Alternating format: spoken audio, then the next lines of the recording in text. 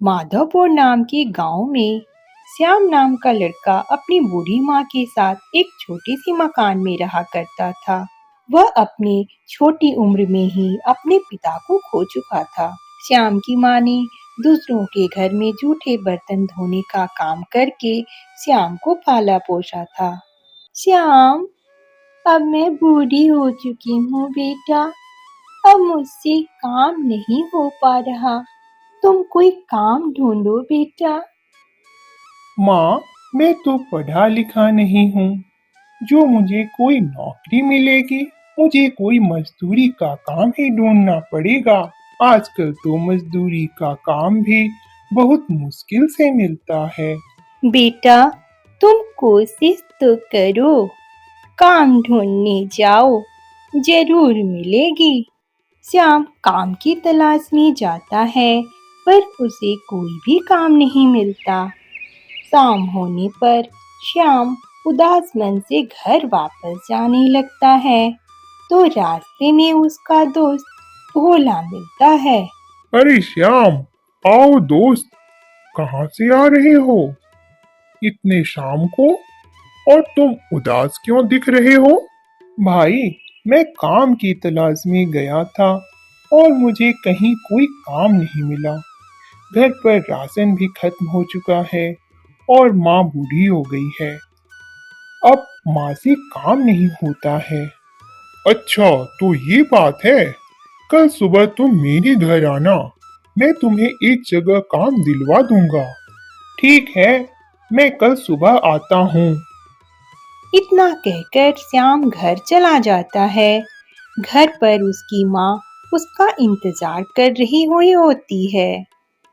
बेटा, तू आ गया, मिला कोई काम?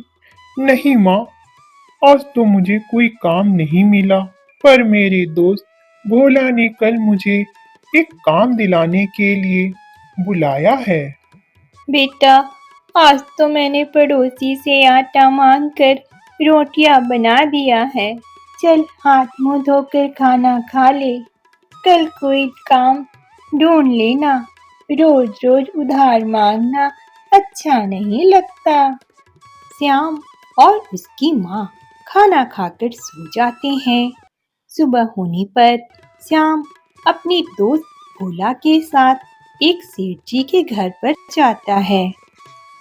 हाँ, भोला ने मुझे तुम्हारे बारे में बताया है। तुम्हें काम की बहुत जरूरत है। तुम रोज सुबह जल्दी मेरे घर पर आ जाना और ट्रक से चीनी की बोरी उतार कर मेरे गोदाम में रख देना। मैं तुम्हें रोज के 300 रुपए दूंगा। तुम आज से ही इस काम में लग जाओ। श्याम गाड़ी से चीनी की बोरियों को उतारकर गोदाम में रख देता है। काम खत्म होने के बाद श्याम सेठ जी से कहता है। सेठ जी, मैंने सारी बोरियों को गोदाम में रख दिया है। मेरी आज की मजदूरी दे दीजिए।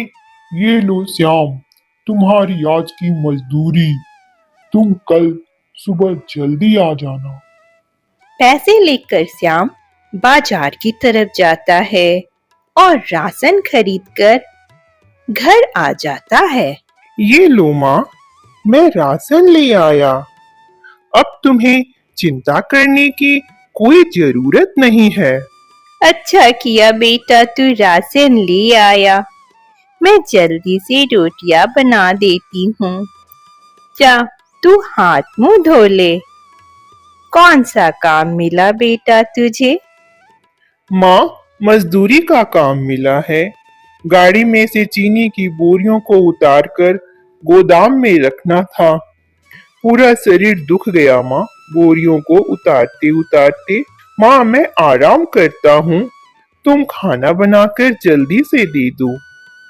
फिर श्याम और माँ खाना खाते हैं और सो जाते हैं। बहुत थके होने के कारण श्याम की आंखें सुबह नहीं खुलती है और उसे उठने में देर हो जाती है। श्याम माँ को देखता है कि वह तो नहाने गई हुई है। मुझे माँ ने जगाया क्यों नहीं? सेठ जी ने तो मुझे जल्दी आने को कहा था, बहुत देर हो गई है। श्याम भागता भागता काम पर जाता है। सेठ जी श्याम को देखकर गुस्से से कहते हैं, श्याम, मैंने तो तुम्हें जल्दी आने को कहा था, तुमने इतनी देर क्यों कर दी? मैंने दूसरा मजदूर रख लिया है, अब तुम्हें काम पर नहीं रख सकता, तुम जा सकते हो। श्याम उदास होकर घर वापस आ जाता है। माँ श्याम से कहती है, श्याम बेटा, तुम मुझे बिना बताए भूखे पेट काम पर क्यों चले गए? और क्या बात है, तुम वापस क्यों आ गए? माँ, तुमने मुझे जल्दी क्यों नहीं उठाया? मैं कल थक गया था, तो मेरी नींद नहीं खुली। देर से काम पर पहुंचा तो सेठ जी ने दूसरे मजदूर को रख लिया। बेटा, यह तो बहुत बुरा हुआ। बड़ी मुश्किल से एक काम मिला था, वह भी छूट गया। माँ, मैं कल दूसरा काम ढूंढने जाऊंगा। दूसरे दिन सुबह श्याम काम की तलाश में घर से निकलता है। थोड़ी दूर जाने पर उसे एक अपाहिज व्यक्ति मिलता है। उसके पास सामान की एक थैली थी, जिसे वह उठाकर नहीं ले जा पा रहा था। वह आदमी श्याम से मदद मांगता है। बेटा सुनो, क्या तुम मेरी मदद कर दोगे? पास में ही मेरा घर है, तुम मेरा यह थैला मेरे घर पर पहुंचा दो। हाँ हाँ, जरूर चाचा, मैं यह सामान आपके घर पर पहुंचा दूंगा। मैं तो मजदूरी की तलाश में ही निकला हूँ। फिर श्याम थैली को लेकर उस आदमी के पीछे पीछे जाता है और उसके घर पर पहुंचा देता है। बहुत बहुत धन्यवाद बेटा, तुमने मुझ अपाहिज की मदद की। मैं तुम्हें इनाम देना चाहता हूँ। मेरा कोई भी नहीं है, मेरे पास एक सोने से भरा संदूक है। तुम भले इंसान हो, इसलिए तुम मेरा ये संदूक रखो, और अब तुम्हें मजदूरी के लिए भटकना भी नहीं पड़ेगा। तुम इस सोने से अपना कोई रोजगार कर लेना। श्याम सोने से भरा संदूक लेकर घर जाता है और अपनी माँ को सारी बात बताता है। बेटा श्याम, भगवान ने हमारी सुन ली। तुम इस सोने को बेचकर कोई व्यापार शुरू कर दो और जरूरतमंद लोगों की मदद भी करना। श्याम सोना बेचकर एक राशन की दुकान खोल लेता है और वह गरीब लोगों की मदद करता है। वह जरूरतमंद लोगों को मुफ्त में राशन भी बांटता है। अब श्याम और उसकी माँ के अच्छे दिन आ गए। एक दिन माँ श्याम से उसके ब्याह के बारे में कहती है। श्याम, अब मैं तुम्हारे लिए अच्छे लड़के देखकर तुम्हारा ब्याह कर देती हूँ। तुम्हारी पत्नी आएगी तो मेरी भी देखभाल हो जाएगी। अब मुझसे घर का काम भी नहीं होता है। कुछ दिनों के बाद श्याम की माँ श्याम की शादी करा देती है। शुरू में श्याम की पत्नी घर का सारा काम बहुत अच्छे से करती है, लेकिन कुछ दिन बीत जाने के बाद उसने काम करना छोड़ दिया। बस वह उतनी देर ही काम करती जब तक घर में श्याम रहता। लेकिन श्याम के काम पर जाने के बाद श्याम की माँ से सारा काम करवाती। ए बुढ़िया, तू तो कुछ काम करती नहीं है, बस सारा दिन आराम करती रहती है और खाती रहती है। तूने मुझे मशीन समझ के रखा है क्या, जो मैं सारा काम अकेली करूं? अब घर का सारा काम तुम ही करोगी, वरना मैं तुम्हें घर से निकाल दूंगी। मैं तुम्हें वृद्धा आश्रम भेज दूंगी। अगर तुम ये बात श्याम को बताई तो फिर वहीं रहना और सुनो, घर का सारा काम करने के बाद मेरे लिए अच्छी सी चाय बना देना। बहू, बाहर एक गरीब आदमी आया है, उसे मदद कर दो, उसे कुछ रुपए दे दो। आज से इस घर में किसी की भी मदद नहीं होगी और इस घर से किसी को भी राशन और पैसे नहीं मिलेंगे। मेरे पति इतने मुश्किल से पैसे कमाते हैं और मैं इन गरीब लोगों पर पैसे खर्च कर दूं, ये सही नहीं है। अब इस घर में जो होगा वह मेरी मर्जी से होगा, मैं जो कहूँगी वही होगा। उधर वो अपाहिज व्यक्ति जिन्होंने श्याम को सोने से भरा संदूक दिया था, वो सोचते हैं कि श्याम को उसने जो सोने से भरा संदूक दिया था वो उसका सही से उपयोग कर रहा है या नहीं। इसलिए वो श्याम के घर मदद मांगने जाते हैं।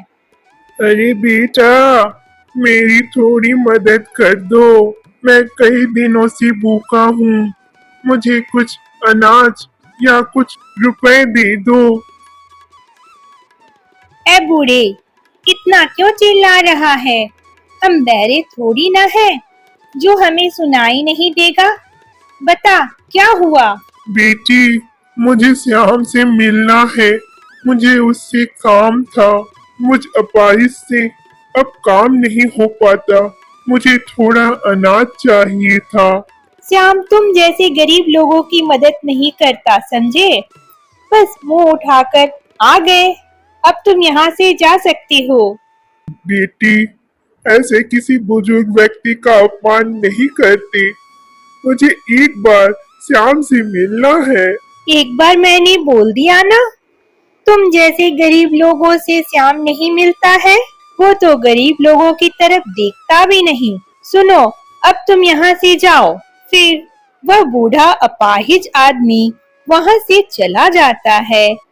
फिर जब श्याम घर आता है तो अपने माँ से कहता है, माँ, बाहर इतने गरीब आदमी मदद के लिए बुला रहे हैं, आपने कोई मदद क्यों नहीं की?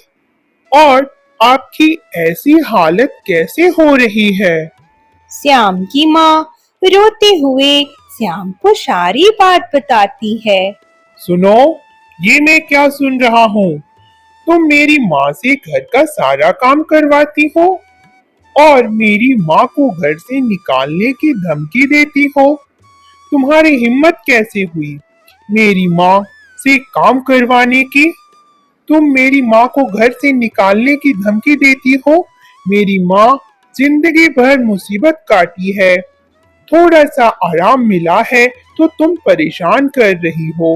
मैंने तुमसे शादी इसलिए नहीं की कि तुम मेरी माँ को परेशान करो, बल्कि इसलिए की है कि उन्हें थोड़ी आराम मिल सके। तुम अभी मेरे घर से बाहर निकल जाओ, जाओ अपने पिताजी के घर चली जाओ। मुझे माफ कर दीजिए, आगे से ऐसा कभी नहीं होगा, मुझसे भूल हो गई। माँ, मुझे माफ कर दीजिए आप। श्याम बेटा, माफ कर दे, बहू को गलती इंसान से ही होती है। तभी वह बूढ़ा अपाहिज आदमी आ जाता है और श्याम से कहता है, बेटा, मैंने तुम्हारी सारी बात सुन ली है। मैं थोड़ी देर पहले तुम्हारे घर पर आया था तुमसे मदद मांगने, लेकिन तुम्हारी पत्नी ने मदद करने से मना कर दिया और कहा कि तुम किसी गरीब आदमी की मदद नहीं करते हो। लेकिन मुझे यकीन नहीं हुआ, इसलिए मैं बाहर खड़ा था, तुम्हारा इंतजार कर रहा था। तुम्हारी पत्नी को माफ कर दो, इससे गलती हो गई, दोबारा ऐसा नहीं करेगी। श्याम अपनी पत्नी को माफ कर देता है। फिर सारा परिवार खुशी खुशी रहने लगता है।